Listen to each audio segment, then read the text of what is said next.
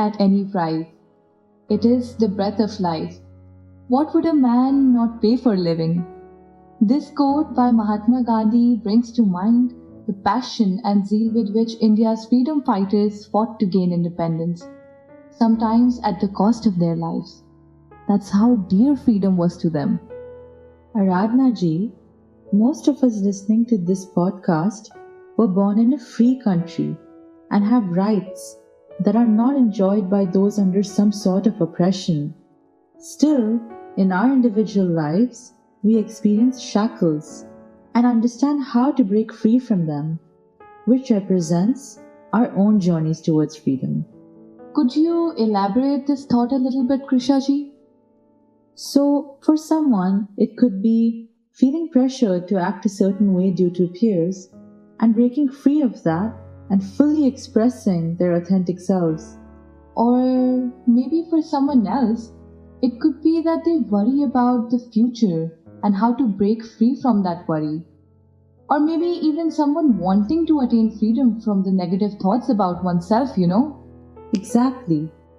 Aradhana ji, remember those days in school where we used to call our last exam date Independence Day? That was the day we could finally go out with our friends, enjoy playing and whatnot.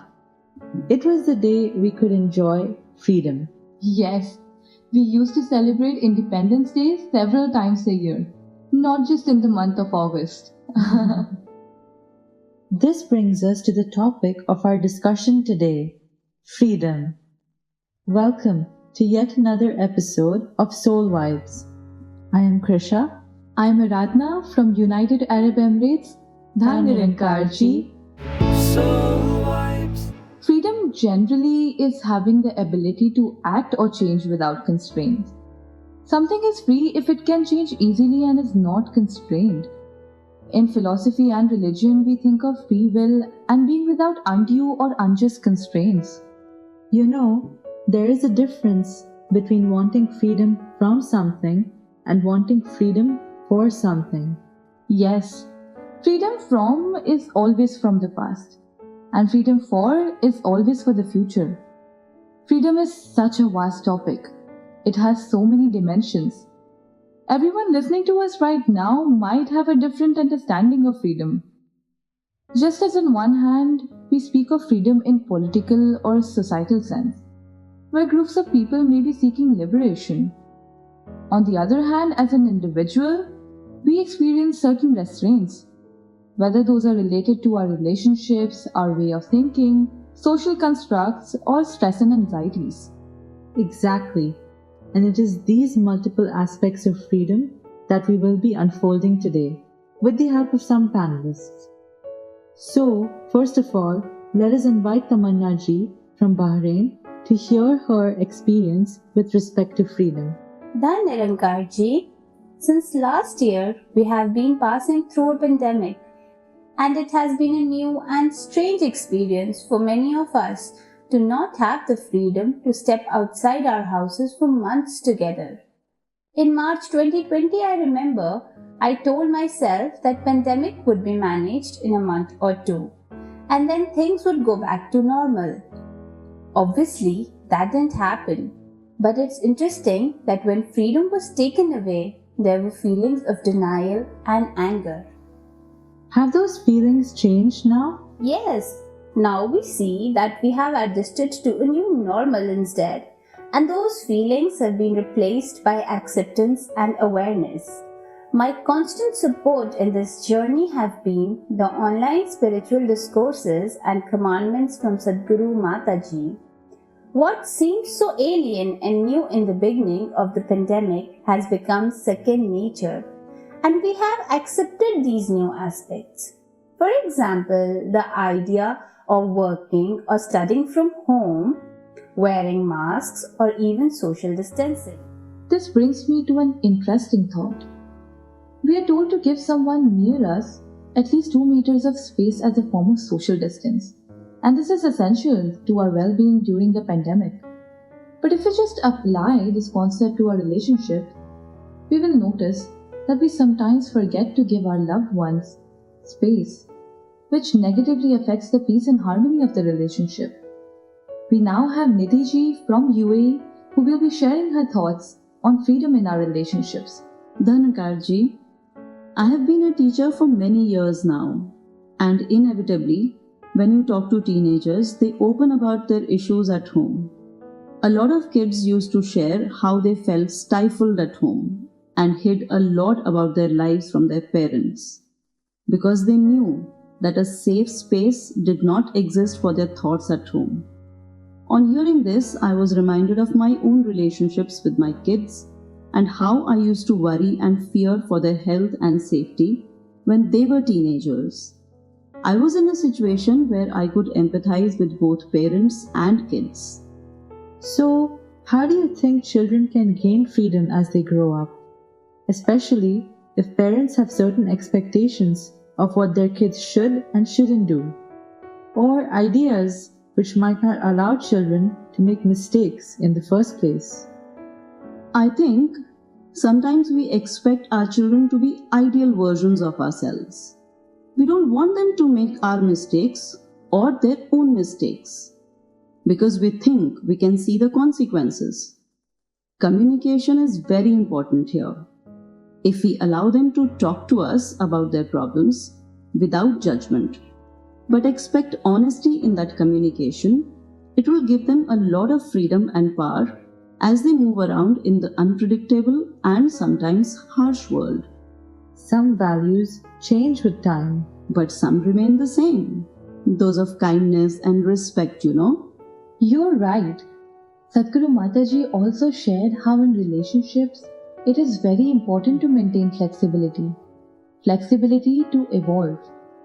We should show openness towards the evolution of a younger generation, and families should facilitate such growth rather than binding each other's will. Thank you, Nidhi ji.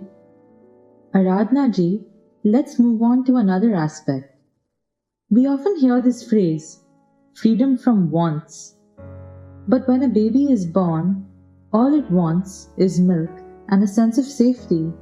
So, desire is a part of our human experience, and I don't think we can get rid of it. Do you think we need freedom from wants? Can we have this freedom? I think it's important to understand why we want something. Is it out of habit, addiction, reflex, or involuntary or unconscious motives, such as jealousy or paradigm of society? Or is it out of love and the need to reach our true potential as an individual? Let's have Sanjay ji from Saudi Arabia share his thoughts and give us some insights on this aspect. Dhanankar ji, if you think about it, wanting something out of habit or addiction or unconscious motive is a form of bondage, even if we are free to chase a want that comes from these motives. Exactly. Self-awareness can be the difference between freedom and bondage while working for the same goal. G. Just imagine you are driving a car through town and you come to a fork in the road. No one is forcing you to go one way or the other and you turn left. So you seem to be completely free. But this picture of your situation might change quite dramatically if we consider the reason you went left is that you are addicted to smoking and you are desperate to get to the tobacco store before it closes. So here, rather than driving, you feel you are being driven, as your urge to smoke leads you to turn the wheel to the left. That's interesting. This story gives us two contrasting ways of thinking of freedom. Exactly. As a wise man once said, may we think of freedom not as the right to do as we please, but as the opportunity to do what is right. This reminds me of a quote from a movie that goes, "The things you own end up owning you." Sadhguru Mataji also said in her discourses, "When we climb a mountain, we walk over the rocks and sand, leaving our baggage behind, rather than carrying it all on our shoulders. Likewise, we should not carry the burden of desire and attachment in our life." Krisha ji, what I understand here is that we must choose our desires very carefully and definitely not allow them to burden us or own us. Thank you for your thoughts, Sanjay ji. Aradhana ji, now we have the opportunity to listen to this very beautiful poem written by Neil ji that explores the thoughts we've been going over just now. Time has seen attacks many. Time has seen attacks many that taught humans the spirit to strive. Now we have enemies within us. Let's keep the freedom struggle alive. Now we have enemies within us. Let's keep the freedom struggle alive. We boil ourselves for wealth every day. We boil ourselves for wealth every day. Relations have turned to vapor. Humanity forgot the reality that money is just a piece of paper. Humanity forgot the reality that money is just a piece of paper. Let's stop running in the race. Let's stop running in the race from which nothing we derive. Humanity is losing the world to wealth. Let's keep the freedom struggle alive. Humanity is losing the world to wealth. Let's keep the freedom struggle alive. Listen carefully, the world out there. Listen carefully, the world out there. Today I bring back a caution. Delusions always deceive the conditions, even if they look as the best option. Delusions always deceive the conditions, even if they look as the best option. Delusion is an enemy since time began. Delusion is an enemy since time began, but truth will always thrive. For this record to remain unbeaten, let's keep the freedom struggle alive. For this record to remain unbeaten, let's keep the freedom struggle alive. Separating the world on religion or caste. Separating the world on religion or caste has sadly become an unseen trend. This work of humans should be stopped, or humanity will come to an end. This work of humans should be stopped, or humanity will come to an end. These restrictions get stronger. These restrictions get stronger. Conditions always play a game. But humanity has a helping hand with it. Sadhguru Sudiksha Ji is her name. But humanity has a helping hand with it. Sadhguru Sudiksha Ji is her name. So hope you all enjoyed the walk. So hope you all enjoyed the walk. Near the end now I arrive. Let's beat all the bondages with this divine knowledge. Let's keep the freedom struggle alive. Let's beat all the bondages with this divine knowledge. Let's keep the freedom struggle alive. The freedom struggle is still alive. The freedom struggle is still alive. A very beautiful poem indeed, with a very strong message. Freedom is a responsibility. Speaking of responsibility, it also brings a lot of stress. So now let's explore another aspect of this freedom. Freedom from the stress of the future, which we have to manage even if we are working towards something we truly want. You're right about the stress. Out of all the thoughts I have in a day, many of them can be about worries regarding the future. But tell me something, when we work really hard for something, how are we expected to be unaffected when the result isn't as per our expectations? To discuss the topic of stress and freedom further, we have Sunil Ji from Oman, who will share his experience of work-life stress and how he manages it.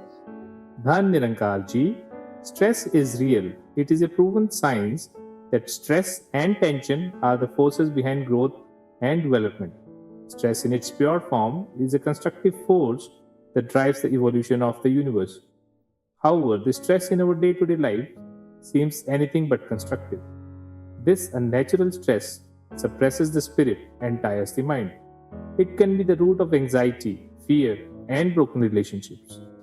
Then how do you deal with stress, which comes from uncertainty, a fact of life? One incident in my life was when we moved to Middle East in 2008. Within a couple of months, my employer dismissed the entire team. and gave me a notice, reducing my salary to half. I was left with two options, either to come back to India or find a new job. So I looked for another job and immediately found one. I requested my previous employer to give me an NOC and begin work there. But he refused, which meant I could not work for the new company. I was under a lot of stress and fear and felt like complaining about it. But then I surrendered to the will of Almighty Nirankar and felt that I was released of pressure and stress. Ultimately, it does not matter how the job situation panned out. But during this time, I learned that Nirankar is always with me. Does that mean my circumstance changed overnight? No, they don't. And stress also comes and goes. But my response to those situations and that stress has changed. That's a lovely thought. Just as Sadhguru Mata Sudiksha ji explained in her recent discourses, many times it is prayed that may we pass the tests of life without facing them. Instead, we should pray that whatever test comes our way, may we be blessed with enough faith, wisdom, and strength to overcome that situation. If this complete and powerful God is with us, then why to fear any test? These words of Sadhguru Mataji give me so much positivity and strength. I also think that instead of trying to control things like results or other people's action, we can try to shift our focus to the process itself, like Sunil ji did, by surrendering to Nirankar that whatever result he would get. But would you say that acceptance of that situation made you less willing to do something about it? No, acceptance of the result is not the same as giving up. You just accept what is and positively figure out what next will be, instead of brooding and fighting against what has already happened. This brings us to the flip side of worrying about the future, repenting about our actions in the past, which also binds us into a negative loop. To talk more about how we can be free of regrets from our past, we have Gurkaran ji, who works as a chartered accountant in UAE. Who better than him to teach us about bringing balance to our lives? Dhan Nirankar ji, we make so many decisions on a daily basis and inevitably have second thoughts about some of them. But what is relevant here is what I feed to my thoughts. If I regret the choices I made or did not make, I would end up getting frustrated and stressed. So what you're saying is that again, we fall into the trap of trying to redo or control things that we can no longer control, maybe only learn from. Yes, and I think many of us can relate with this example. After being qualified as a chartered accountant, I had to make a decision whether to start my own practice or to do a job.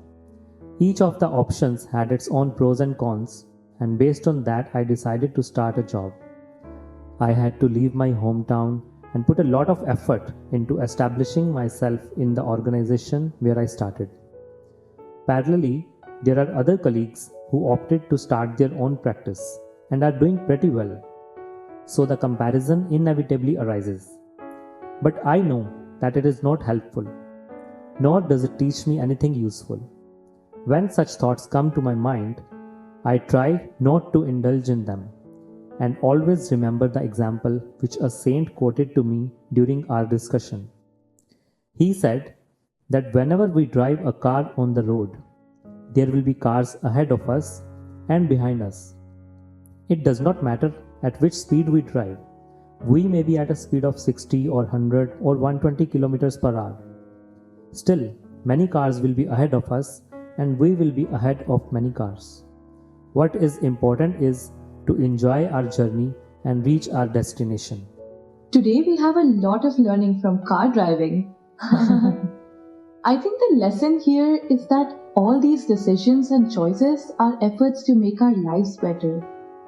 The outcome of these decisions is never in my hands. When we make Nirankar a partner in these decisions, we pull ourselves out of the result, and it becomes easy to learn from them without stress. Aradhana ji, one common thread that was running through all these discussions was that of rising above, whether it was stress or denial or base desires. So let's hear more on this from Sunita ji from Kuwait. Dhanankar ji, Krisha ji, you just mentioned rising above, and I feel spirituality gives us the foundation to be able to do exactly this. So here is my understanding of our life. We in fact live two lives, a life away from the present moment and one within it. Okay, that's interesting. What is this life away from the present moment like? Our thoughts about the past and future cloud the experience of the present moment. Alright, and what does this experience of the present moment consist of? When we observe something grounded in the present moment, it is seeing everything happening around you as if it's a part of a play and you are the audience. I can understand how that will also help us to rise above emotions and immediate reactions. You know, it's not that we need to eliminate our emotions, they are attached to us as part of our human experience. You're right, but if we're able to observe these emotions as they arise within us, it allows us to go through the human experience as a spiritual being. Yes, instead of a human trying to have a spiritual experience. Why do we struggle to reach this state though? Our ego does not allow us to observe. Instead of being attached to Nirankar, which allows us to have some distance from the self, I get attached to my emotions, my relationships, and my expectations. Instead, when I do Simran, I am able to access silence and stillness, and it helps me recognize and expand that stillness in everyday life. Thank you, Sunita ji. You know, I find it so interesting that attachment to Nirankar is in fact allowing me so much freedom in my life. I think it's because it pulls you away from the tangled jungle of the mind and allows you to soar like a free bird above the forest. Freedom is an opportunity or ability or power to break free or to be imprisoned. Krisha ji, you think of it as an opportunity. I think of it as a decision to live in the moment every day. This is a decision we shall make, and that's where the freedom comes from. As the writer William Faulkner once said, we must be free not because we claim freedom, but because we practice it. Do you know, we've said the word freedom about 30 times now. But think of the aspects we've covered. We started this episode with this idea that freedom means different things to everyone. But we've come to the realization that in our individual lives, it means observing our thoughts without any reaction, understanding our motivations, accepting the past, and letting the future come to us when it does. Which means doing our best and living in absolute state of surrender to the will of Nirankar in all situations. Only that can bring absolute freedom to our lives. We leave our listeners with these beautiful lines. Let us become the river that flows around obstacles serenely, the lake that is still, the rain that does not linger, and the ocean, Nirankar itself. Dhan Nirankar ji.